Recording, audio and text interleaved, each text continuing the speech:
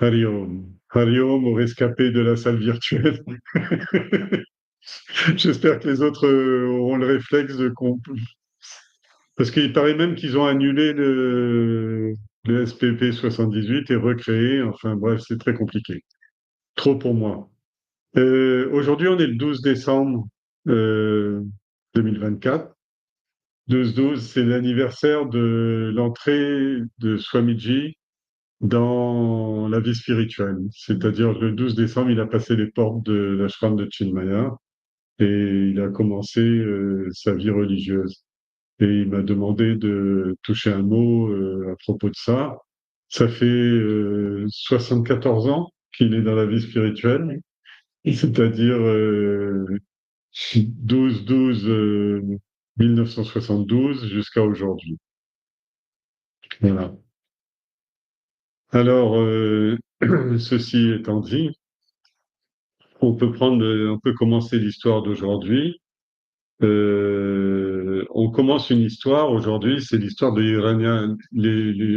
La dernière fois, on avait terminé sur Jaya Vijaya et les différentes naissances de Jaya et Vijaya. Et aujourd'hui, on va voir l'histoire de Hiranyakashipu, un des deux frères. Ben, je m'arrêterai un peu plus longtemps sur ces histoires de Jaya Vijaya, etc. Alors, une petite introduction maintenant pour situer le texte. Le Mahabharata raconte que Shishupala, le roi Chedi Shishupala, était né avec 3 yeux et 4 bras. Ses parents voulurent abandonner l'enfant qui leur paraissait un peu monstrueux, mais une voix venue du ciel, on appelle ça Akashavani, c'est-à-dire un discours venu de l'espace, leur dit de ne pas le faire car son heure n'était pas venue de mourir. La voix prédit que les parties superflues de son corps allaient disparaître lorsque une personne prendrait l'enfant sur les genoux et que cette même personne finirait elle-même par le tuer. Venu rendre visite à son cousin, Krishna plaça l'enfant sur ses genoux et l'œil et les bras supplémentaires disparurent soudainement, ce qui indiquait aussi que Shishupala était destiné à mourir des mains de Krishna. La mère a alors supplié Krishna de pardonner à son cousin, parce que si les Chedi étaient les cousins, de supplier Krishna de pardonner à son cousin au moins une centaine d'offenses, ce qu'il a accepté. Plus tard, Rukmi, un ami de Shishupala, voulut lui faire épouser sa sœur, qui s'appelait Rukmini. Mais avant le début de la cérémonie, Rukmini a choisi de s'enfuir avec Krishna. C'est là que Shishupala a commencé à détester Krishna. Bon, c'est juste un petit rappel historique. Je vous ai rappelé que dans les mariages, il y avait 6 formes de mariage possibles dans l'ancien temps, dont une était par enlèvement. Et c'était à la demande de Rukmini elle voulait pas épouser Shishupala, elle voulait épouser Krishna, et Krishna l'a enlevée en pleine cérémonie de fiançailles. Alors, on peut commencer maintenant l'histoire et puis on va s'arrêter. Il y a beaucoup de références à l'histoire du Mahabharata et n'hésitez pas si vous avez des questions. Au cours du Dwapara, c'est-à-dire la troisième des 4 phases du temps, Yudhishthira, le prince des Pandavas, le roi des Pandavas, accomplit après la grande guerre du Mahabharata un Rajasuya Yajna, c'est-à-dire un couronnement, pour asseoir sa souveraineté universelle. Alors, je vous rappelle, on avait vu cette histoire-là. Yudhishthira, la grande guerre de Kurukshetra est finie. Il y a des morts par milliers. Ils ont été obligés même de casser les chars et les armes pour brûler les corps, pour éviter les épidémies, parce que tout le bois était utilisé. Et Yudhishthira ne voulait pas régner parce que son règne s'ouvrait sur un bain de sang familial et la plus grande guerre de tous les temps. On parle de 1 million de morts 18 jours. Et donc, il voulait pas. Et Narada et aussi Krishna. Krishna a d'abord essayé de le convaincre, et il a fini par confier ce travail à Narada. et Narada a convaincu Dhritarashtra de faire un Rajasuya.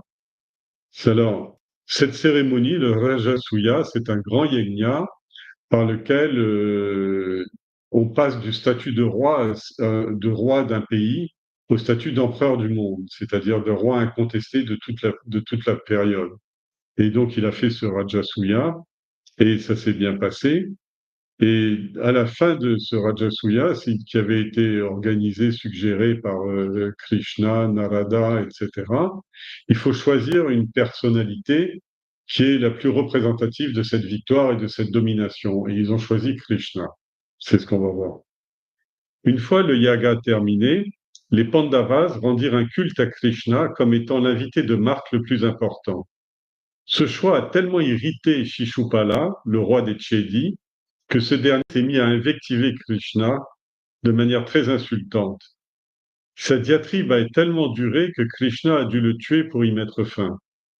Lorsque Shishupala mourut, son souffle vital, son prana, libéré de son corps, est directement allé se fondre dans les pieds de Krishna. Seules certaines personnes ont pu noter cette chose, c'est-à-dire la lueur du corps subtil de Shishupala qui voyageait vers les pieds de Krishna et trouver le salut aux pieds du Seigneur, qui sont tels des lotus. Yudhishthira fut l'un des rares privilégiés à voir la scène, et il demanda aussitôt à Narada.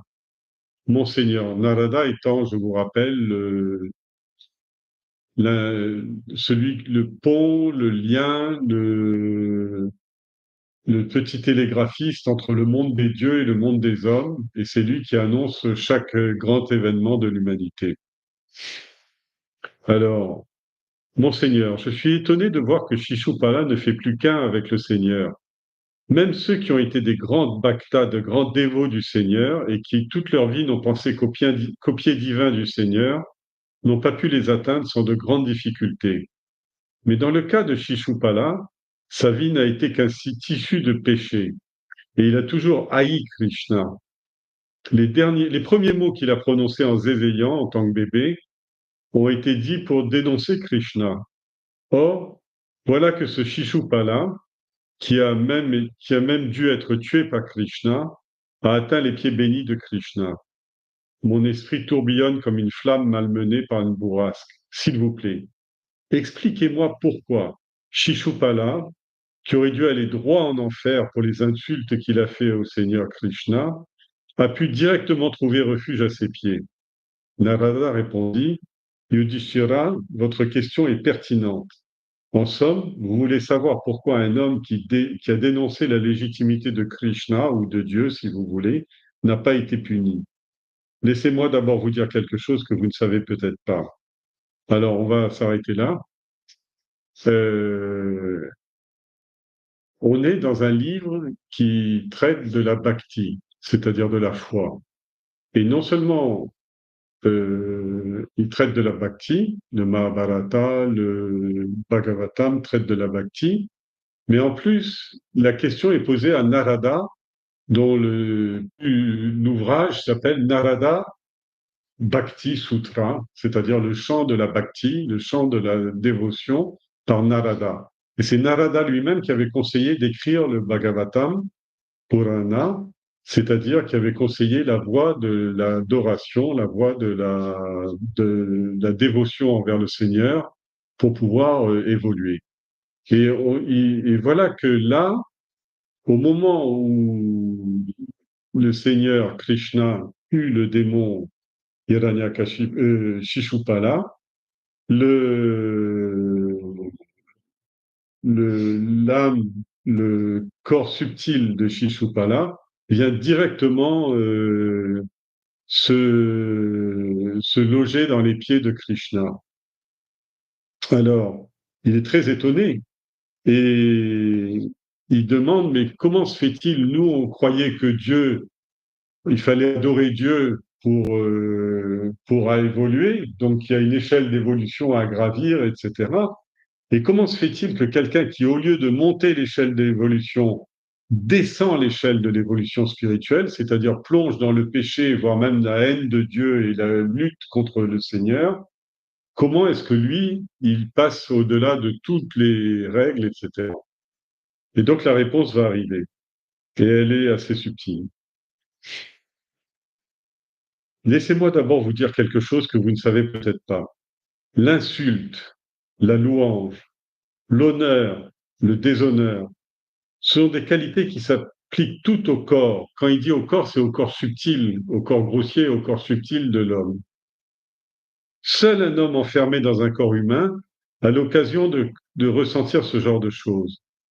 C'est lorsque les sentiments de je et de mien, en sanskrit on dit aham, mama, quand ces sentiments s'installent dans le cœur de l'individu, alors l'ego commence à se sentir en joie ou en colère selon qu'il est félicité ou insulté.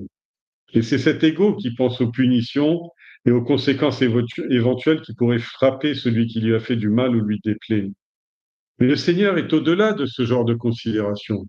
Il n'y a pas dans le ciel, je vous l'ai dit plusieurs fois, un Seigneur et un diable. Il n'y a pas Dieu et le diable. S'il y avait Dieu et le diable, ça veut dire que Dieu n'est pas souverain. Dieu s'occupe du paradis et le diable s'occupe de l'enfer, c'est-à-dire ces deux royaumes. Mais il y a un seul royaume, il y a le seul royaume de Dieu. Et cette histoire va nous expliquer comment, dans ce même royaume, dans cet royaume qui est unique, Eka, qui est unique, comment est-ce que il peut y avoir la différenciation entre le diable et le démon. Mais Dieu, il commence par son explication en disant, du point de vue de Dieu, il n'y a pas un enfer et un paradis, il n'y a pas le ciel et la terre, il n'y a pas le bien et le mal, tout se vaut. Ça, c'est des sentiments qui ne peuvent apparaître que lorsqu'il y a un corps, grossier ou subtil. Par exemple, les Devas, donc ou les Asuras, n'ont que le corps subtil, ils n'ont pas un corps grossier, mais ils sont quand même soumis à cette loi-là parce qu'il y a le Ahamkara, Aham Bhokta, c'est-à-dire Aham et Mama. Il faut qu'il y ait un sentiment d'ego pour qu'il puisse y avoir des qualités positives ou négatives dans le monde. C'est l'ego qui pense aux punitions et aux conséquences qui pourraient le frapper celui qui lui fait du mal ou lui déplaît. Mais le Seigneur est au-delà de toutes ces considérations. Ce que vous qualifiez d'insulte à son égard ne l'affecte pas du tout. Et il n'a aucune raison de punir un homme parce qu'il a parlé de lui de façon désobligeante. Et le Seigneur n'est pas non plus ravi de pouvoir envoyer quelqu'un au ciel parce qu'il a chanté ses louanges. Et ainsi, on peut dire que les règles qui sont établies par la bhakti, par la foi, par la religion, par la voie de bhakti pour atteindre le Seigneur, sont en vérité obsolètes. Et je vais vous expliquer pourquoi. C'est-à-dire que lui, le, l'auteur du Bhakti Sutra, c'est-à-dire le représentant pour l'humanité tout entière de la voie de la dévotion et de l'adoration de Dieu, etc., il dit les lois qui sont présentées par les hommes comme étant les lois de la foi, de l'adoration, de la religion, etc., toutes ces lois sont obsolètes, c'est-à-dire périmées. Obsolètes pour qui? Pas pour les religieux, pas pour les croyants, pas pour les gens qui prient, etc., mais obsolètes pour ceux qui sont dans une démarche spirituelle d'identification avec Dieu. Donc, il va expliquer pourquoi. C'est pour ça il va expliquer pourquoi. C'est très bien que, par exemple, toutes les religions du monde disent il faut aimer le bon Dieu, il est là-haut dans le ciel, il attend, vous êtes son enfant, etc. Tout est bien. Mais pour un chercheur spirituel, il a un sentiment qu'il veut autre chose. Ce qu'il veut, c'est connaître le divin, expérimenter le divin. Donc il a une autre attente qui n'est pas tellement celle de servir le bon Dieu. Ce qu'il veut, c'est connaître Dieu. C'est autre chose. Il veut connaître. C'est pour ça qu'on parle de jnana yoga, le yoga de la connaissance, de l'expérimentation, de l'expérience de Dieu. Alors voilà son explication, comment marche la bhakti et également la haine de Dieu, qui marche sur les mêmes critères. Une haine continuelle, une foi continuelle, un amour ou un désir constant pour le Seigneur. Toutes ces attitudes se valent aux yeux du Seigneur et il sauve toutes les personnes. Il y a différentes façons d'approcher Dieu, et celles-ci en font partie. Le but de toutes ces voies est de conduire l'homme à penser sans cesse au Seigneur, qu'il le fasse à cause de sa foi, de sa bhakti, à cause de la peur de Dieu, à cause de l'affection qu'il ressent pour le Seigneur, à cause d'un désir divin dans sa larve, dans un petit tas de boue, avec seulement un tout petit trou. Elle revient ensuite constamment menacer et piquer la larve, ce qui a pour résultat que le petit ver ne pense plus qu'à la guêpe. Et c'est ainsi qu'au fil du temps, la larve se transforme petit à petit en guêpe. Eh bien, il en va de même pour la haine constante du Seigneur, qui fait que l'image même de ce dernier s'imprime profondément dans l'esprit du détracteur et le hante pour toujours. Alors, cet exemple de la guêpe, de la mouche maçonne, elle est donnée partout. Je ne sais pas si vous l'avez déjà vu dans les textes de Shankara, ceux qui ont suivi Vivekachudamani, même dans Atma Bodha, il parle de ça. C'est-à-dire, il dit, les guêpes enferment un petit ver, un œuf, pondent un œuf dans un trou de boue, et elles referment et elles laissent juste passer une petite ouverture, toute petite, si petite que le ver ne peut pas sortir. Mais il peut voir à l'extérieur et la guêpe peut voir à l'intérieur du trou. Et au fur et à mesure, la guêpe revient, elle le nourrit, mais en même temps, elle pique. Selon les observations des anciens, je ne sais pas, je ne suis pas suffisamment étymologue pour pouvoir décider. Ça m'a toujours paru étrange, mais c'est dans plusieurs textes anciens où on parle de ça.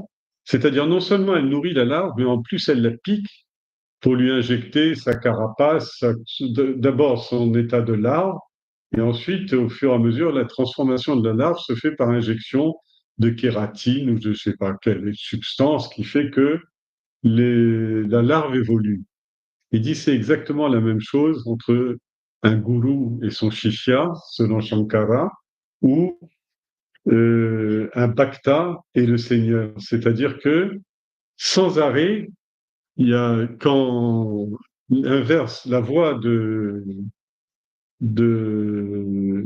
ce yoga, c'est un nom, on le verra un peu plus loin. Il a un nom c'est le yoga de la confusion ou du tourbillon mental. C'est-à-dire que yoga voulant dire la technique spirituelle du tourbillon mental. C'est-à-dire que globalement, l'important, c'est de penser à Dieu. Il faut bien comprendre qu'une sadhana, c'est exactement comme planter une graine dans un pot. C'est-à-dire le pot s'appelle le corps, la graine s'appelle l'ego, et il faut que faire fleurir une plante, faire développer une plante qui part de rien, d'un simple petit germe qui s'appelle l'initiation. Et au fur et à mesure, la plante grandit et se développe, et elle doit à un moment envahir tout l'espace mental de l'individu. C'est-à-dire que globalement, le travail n'est jamais fini tant que vous pensez à autre chose qu'à Dieu. Alors vous avez, comme dit Swamiji, puisque c'est le jour de son anniversaire de voie spirituelle, vous avez la liste de commissions.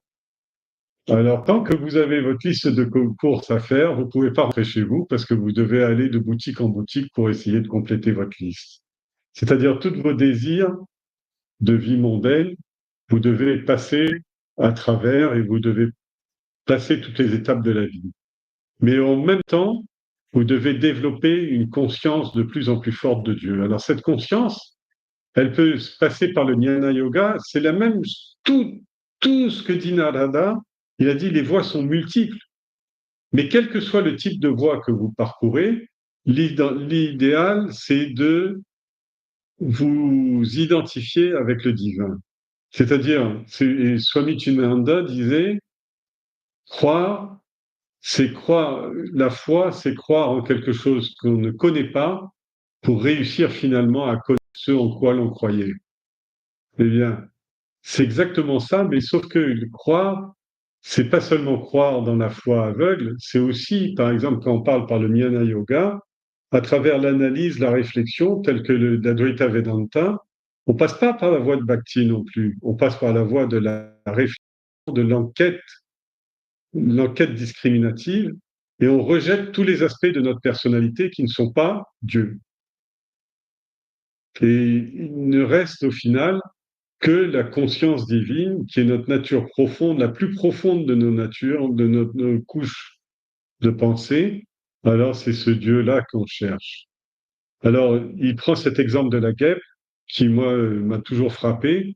Je l'ai entendu beaucoup, beaucoup de fois, cette histoire, cet exemple, cette analogie, en disant, le chercheur spirituel reçoit des piqûres de rappel tout au long de sa vie, et parfois, il se révolte et il en souffre, et c'est compliqué, etc.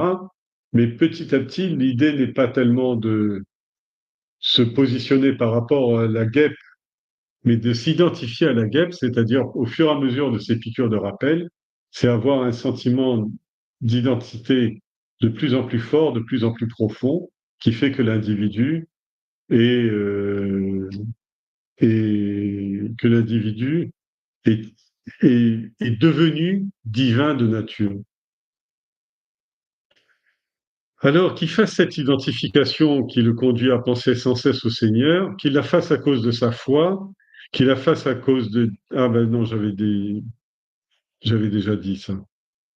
J'ai connu des personnes qui ont été purifiées de leurs péchés de cette façon et qui ont atteint ses pieds, les pieds du Seigneur. La pratique de la haine du Seigneur est une forme de yoga qu'on appelle Sambrahma Yoga. Sambrahma, ça veut dire yoyoter, tourner en rond, pensée obsessionnelle. C'est le yoga de l'obsession. Et c'est un yoga cette obsession peut être la haine aussi, ou le doute, c'est-à-dire tourner tout le temps autour de ses doutes, tourner tout le temps autour de son rejet, tourner tout le temps autour de ses réactions psychiques, ben, finit par faire qu'on va finir par traiter le problème de l'ignorance de l'avidya et finir par attaquer le problème à sa racine. C'est presque un raccourci pour arriver à ses pieds. Il dit, il vaut mieux haïr franchement Dieu que l'aimer tièdement. C'est exactement ce que dit le Christ dans la parabole. Il dit, je vomis les tièdes. Soyez pour moi ou contre moi, mais soyez quelque chose. Ne soyez pas de l'eau tiède. Alors, oui, ce yoga de l'obsession est presque un raccourci pour arriver à ses pieds. Ce but que le Bhakta atteint, lui, au prix d'une longue quête, d'une longue recherche, le soi-disant haineux, détracteur du Seigneur, l'atteint bien plus tôt. Tout autant que la bhakti, qui est un désir intense du Seigneur, la haine envers lui, la peur de lui et l'affection pour lui sont des voies tout aussi efficaces. Globalement, ça rejoint aussi ce qu'on appelle le yoga de la pratique, c'est-à-dire le yoga de la pratique veut dire, quoi que vous fassiez, pensez à Dieu. Quelle que soit la façon dont vous pensez à lui, renforcez cette façon-là. Dans le chapitre 8, il y a un conseil en or de Krishna dans la Bhagavad Gita. Il dit, quel que soit le chemin par lequel vous voulez aborder le Seigneur, je donne la solidité à ce chemin, je rends ce chemin stable, sûr et solide, et il vous conduira à lui. Quelle que soit votre voie. C'est pour ça que dans l'hindouisme, il n'y a pas une voie, telle religion, telle forme de la religion, soit la prière, soit la pratique. Il dit, quelle que soit euh, votre voie de vous approcher du Seigneur, l'essentiel, c'est de vous approcher de lui, à votre façon, à votre manière. Et par contre, la seule chose, c'est qu'il faut que cette approche soit authentique, soit vraiment sincère.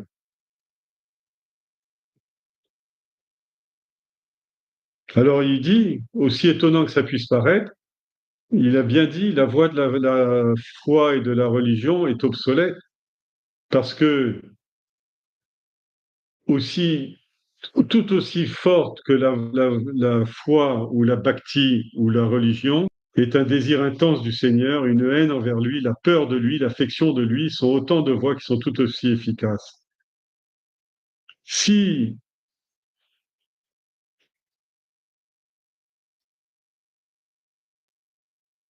oui, poussé par ce désir, il donne un autre exemple, il dit, poussé par ce désir de Krishna, les gopis, les danseuses, ont pensé à lui et elles ont atteint la libération mukti. Et là, il parle pas tellement de bhakti, il parle d'amour, c'est-à-dire que c'est l'amour spirituel que les gopis ressentaient envers, vous savez, la fameuse danse de Krishna, toujours représentée avec lui, il est au milieu de la ronde, il n'est pas dans la ronde, il joue de la flûte, et il joue de la flûte, c'est-à-dire sa musique céleste fait que toutes les gopis l'entourent et dansent autour de lui, une danse de vénération, d'amour, etc. Et cet amour est tellement pur que les gopis vont atteindre la libération vont atteindre Mukti, la libération, grâce à cet amour inconditionnel de Dieu. Elles ont été poussées par leur foi à penser sans cesse à lui et elles ont été délivrées ainsi du monde de Maya. Oui, il rajoute quelque chose là-dedans en disant qu'en fait, le but de toute recherche spirituelle, c'est de se délivrer de la Maya, c'est-à-dire de se délivrer de l'illusion, c'est-à-dire sortir de l'illusion.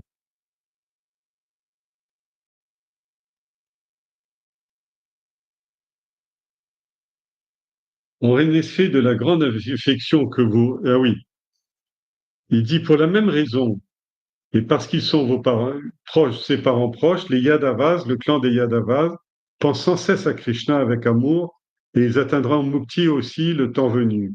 En effet, en raison de la grande affection que vous ressentez, toi et tes frères, vous et vos frères, pour Krishna, Yudhishthira, pensez exclusivement à lui et à lui seul le jour et la nuit. Vous pouvez être sûr que vous aurez une place à ses pieds de lotus, vous aussi. C'est la fin qui est importante et non pas les moyens que l'on met en œuvre. Quelle que soit la force qui les motive, si les pensées d'un homme sont fermement fixées vers le Seigneur, il obtiendra Mukti.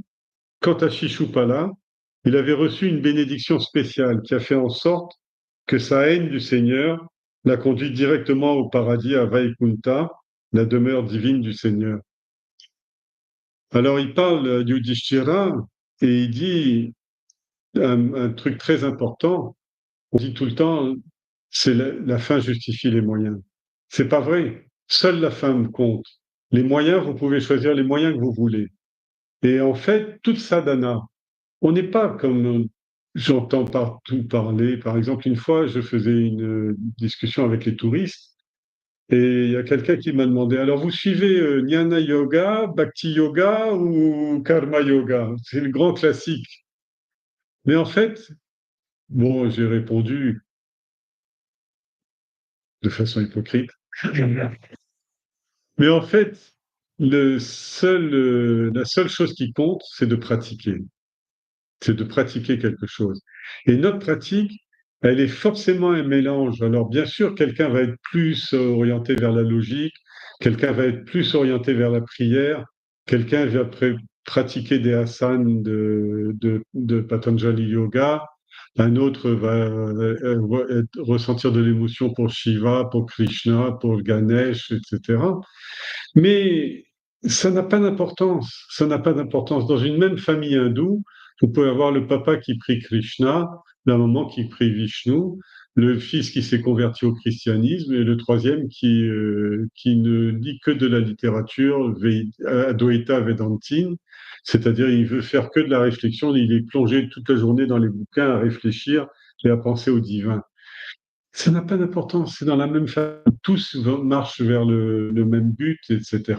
Il n'y a pas de jugement à avoir, au contraire, c'est une beauté que ce soit comme ça, parce que ça prouve que dans cette famille-là, chacun n'adore pas en fonction de dictates qui sont donnés par les autres, mais en fonction d'une voie qu'il a mûrement réfléchie, élaborée et construite au fur et à mesure de ses recherches.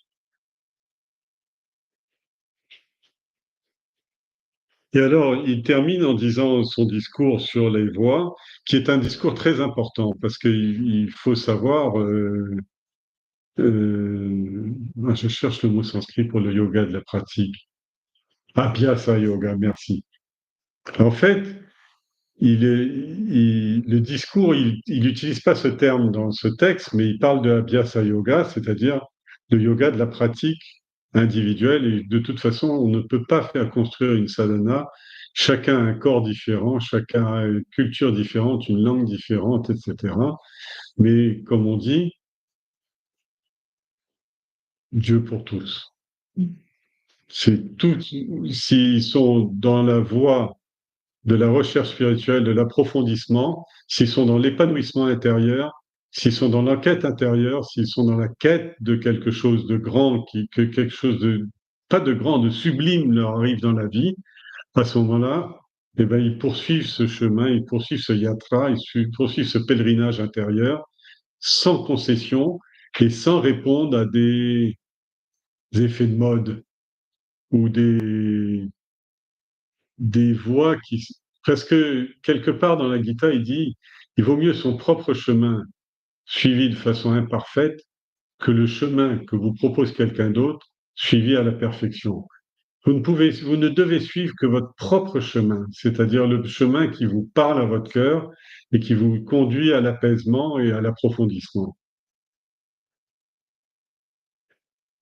Alors, un petit rappel du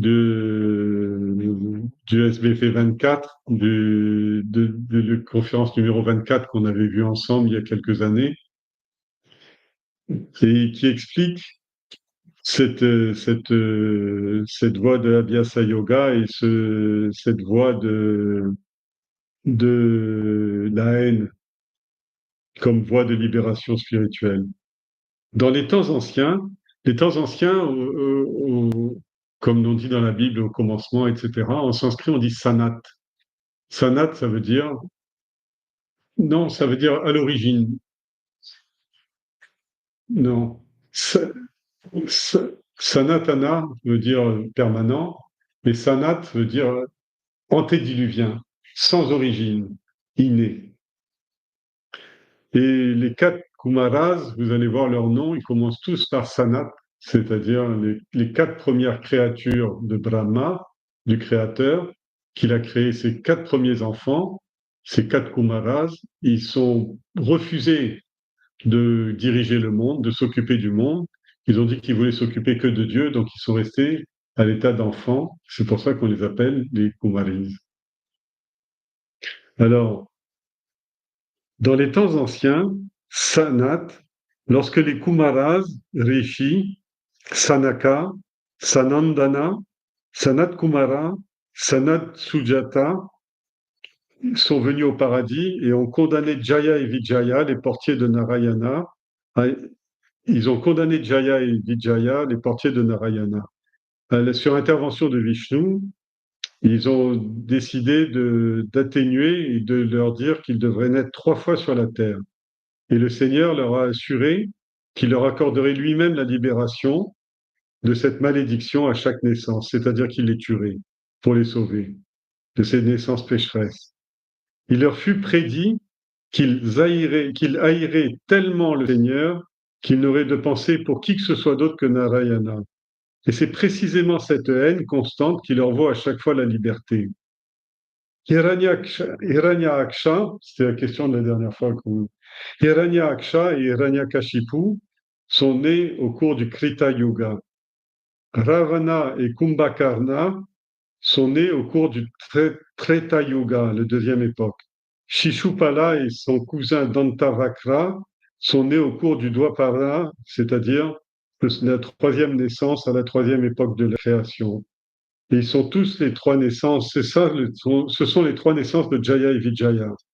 Maintenant que la troisième naissance de Jaya en tant que Shishupala est terminée, il a atteint les pieds du Seigneur et dont il avait été exilé depuis si longtemps. La délivrance de Dantavakra va maintenant suivre très prochainement. Alors, je vous ai fait un petit tableau dans le support écrit. Et globalement, ce qu'il faut comprendre, c'est que à l'état causal, dans le monde des dieux, donc à l'état causal, il y avait les deux gardiens de Vishnu qui s'appelaient Jaya et Vijaya. Jaya et Vijaya ne sont pas des jumeaux. Il y en a un qui est plus important que l'autre. C'est lequel? C'est Jaya. Mais pourquoi? Parce que il est, enfin, c'est, le Vijaya, il est plus dans la dualité, en fait, symbolisme. C'est-à-dire que Jaya c'est la victoire intérieure, c'est la connaissance de soi, c'est-à-dire c'est la victoire intérieure, la conquête intérieure. Tandis que Vijaya, c'est la conquête vie, c'est-à-dire la conquête du monde extérieur, du monde manifesté. Et globalement, ce sont les deux gardiens du Seigneur, parce que ce sont ceux qui gardent la porte d'entrée vers le Seigneur, qui peut se faire soit par les voies extérieures, ce qu'on appelle les petites initiations ou la religion, et on peut se faire par la grande conquête intérieure qu'on appelle Jaya, la spiritualité ou l'enquête discriminative intérieure. Alors, à l'état causal, mais les deux, que ce soit Jaya ou Vijaya, ils ont fermé la porte au Sanat Kumara, c'est-à-dire qu'ils ont refusé l'entrée du paradis, c'est-à-dire ils se sont octroyés le droit de juger ce que le Seigneur devait faire ou ne pas faire, recevoir ou ne pas recevoir, etc. Et quand ces quatre petits-enfants se sont présentés devant eux, ils, ils ont pu rentrer ni par la voie de la spiritualité, ni par la voie de la foi, parce qu'ils ont été refusés par les gardiens, c'est-à-dire que l'intellect, même que c'était des grands dévas, mais l'intellect n'est pas capable de comprendre le plan du Seigneur. Et ils ont refusé l'entrée du paradis à des gens parce que, soi-disant, c'était des enfants, peut-être qu'ils allaient faire du bruit dans Vaikunta ou je ne sais pas quoi. Mais en fait, c'était les plus anciennes créatures sont restées éternellement jeunes. Et alors, les rishis, les quatre Sanat Kumara, qui eux aussi sont des créatures, donc eux aussi ne comprennent pas le plan divin, ils ont condamné Jaya et Vijaya, c'est-à-dire ils ont condamné la voie spirituelle et la voie religieuse en disant, ils ont condamné à l'échec. Et ils ont dit, tant qu'il y a de l'orgueil, vous devez purger cet orgueil pour pouvoir pratiquer même la voie religieuse et même la voie spirituelle. Les deux ne peuvent être pratiqués que si l'intellect ne porte pas de jugement sur les autres, sur le monde, etc. Et donc, la Jaya et Vijaya sont condamnés à se manifester comme étant les méchants, les démons sur la terre. Et ils vont émailler les récits du Mahabharata et donc du Bhagavad Purana, c'est-à-dire ils vont prendre trois naissances successives. Et chaque naissance va corriger une des gueules de l'enfer. Et la première naissance, en tant que Hiranyaksha et Hiranyakashipu, ils vont être là pour corriger Krodha, la colère. Alors, au Krita Yuga, je vous explique tout ça, mais je vous ai dit la référence et le texte support du numéro 24 vous donne absolument toute l'explication historique. Alors, à la première naissance, elle a lieu au Krita Yuga, c'est-à-dire à l'âge d'or. À l'âge d'or, en fait, le monde n'est encore que matériel, c'est-à-dire la Terre est en fusion, les planètes sont en fusion, etc., etc. Mais déjà, la Terre avait sombré dans le patala, c'est-à-dire avait sombré dans les enfers de la matérialité, avait chuté dans la matière. Ce qu'il faut comprendre quand on dit tomber en enfer, c'est-à-dire tomber dans la matière brute. Et Dieu, à ce moment-là, a pris la forme du Varaha, c'est-à-dire de sanglier, et il a sorti la terre de la boue, il a fait émerger la terre de la boue, et à ce moment-là, Hiranyaksha s'est interposé, c'est-à-dire en lui disant tu n'as pas le droit, qu'est-ce que tu es en train de faire, espèce de voleur, rends-moi la terre, etc. Elle appartient aux démons, elle appartient à la matière, etc. Et le sanglier tue Hiranyaksha. Un peu plus tard, je ne vais pas vous raconter toute l'histoire parce que c'est la prochaine histoire qu'on va avoir. Hiranyakashipu aussi a été tué. Il a été tué parce qu'il a défié Narasimha, c'est-à-dire un autre avatar de Vishnu, moitié lion, moitié homme, et il a été défié par Hiranyaksha, par Vijaya, donc la conquête. Et les deux ont manifesté une colère directe contre le plan divin dans son aspect macrocosmique, c'est-à-dire la manifestation de la vie et de l'intelligence à travers la matière. Et ils ont attaqué d'entrée de jeu la force en tant qu'animal et mi-homme, mi-dieu. On verra plus tard. Donc, on reviendra sur cette discussion. Ça, c'était la première naissance. La deuxième naissance, c'était l'oba, la gourmandise, la concupiscence, le désir d'accaparer, le désir de posséder les choses, etc. Alors, c'est au Treta Yuga, c'est-à-dire là, l'homme devient un homme, l'homme-homme, et en même temps, il conquiert la nature de la terre. Et à ce moment-là, arrivent deux démons, Ravana et Kumbhakarna, qui volent le bien des autres hommes, c'est-à-dire qui vont voler Sita. Oui, Kumbhakarna, c'est le frère de Rama. Voilà. De Ravana, pardon. Oui. Oui, oui, oui. C'était en fait, oui, c'est un méchant. En fait, Rama, quand Ravana a été mis en danger, il a réveillé son frère qui dort dans le tamas. Et c'était un démon, mais tamasique, comme un gros buffle. Et alors, on a mis un temps fou à le réveiller, à le nourrir, etc., pour qu'il reparte au combat, et Rama l'a tué lui aussi. D'accord? Donc, c'est bien un méchant, un asura. Donc, au Treta Yuga, c'est-à-dire à l'époque de Rama, deuxième âge de la Terre, Ravana et son frère Kumbhakarna ont été tous les deux tués par Sri Rama. Et eux, c'était accaparé. Et Kumbhakarna, c'est normal, il dormait sur une montagne d'or et de nourriture et de richesse, etc. Il faisait rien que dormir là-dessus. Et puis, il a fallu le réveiller. Et quand on a réveillé, on a réveillé sa nature démoniaque. Il a tué toute l'armée des singes, mais en face de Rama, il n'a pas tenu. Et enfin, au Dwapara, la troisième étape, Dwapara veut dire l'homme n'a plus que la moitié de sa conscience du divin. Il a perdu beaucoup de sa conscience du divin. À ce moment-là, c'est Shishupala et Dantavakra. Alors eux, c'est des hommes, mais c'est des monstres. Shishupala, il a trois yeux. Shishu, ça veut dire le petit, le, le petit homme, le petit ami.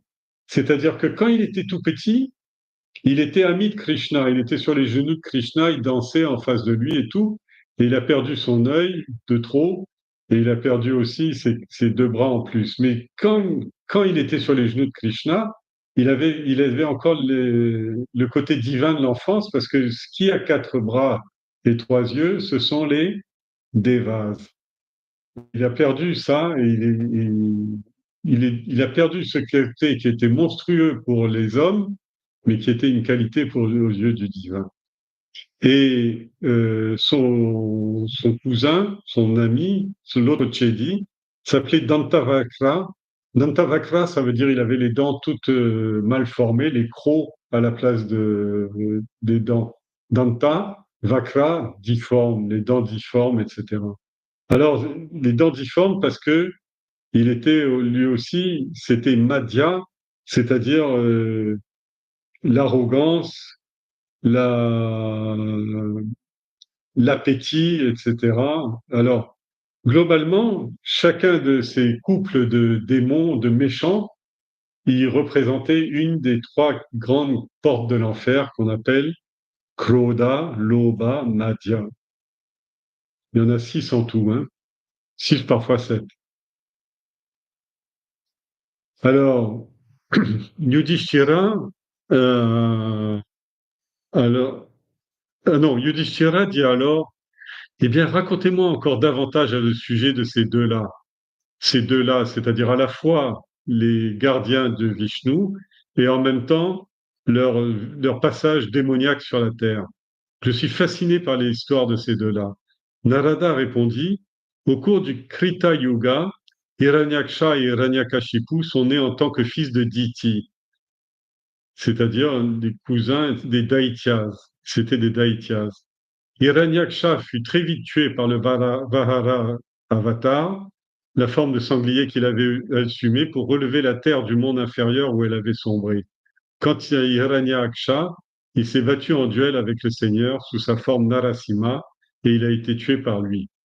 Et donc c'est comme ça que commence l'histoire. C'était en fait ce premier épisode raconte un préambule, c'est-à-dire, et la fois prochaine, on va montrer la puissance de Hiranyaksha, c'est-à-dire comment on devient un très bon démon. Comment on devient vraiment champion dans les démons. Et donc, on arrête là pour ce soir.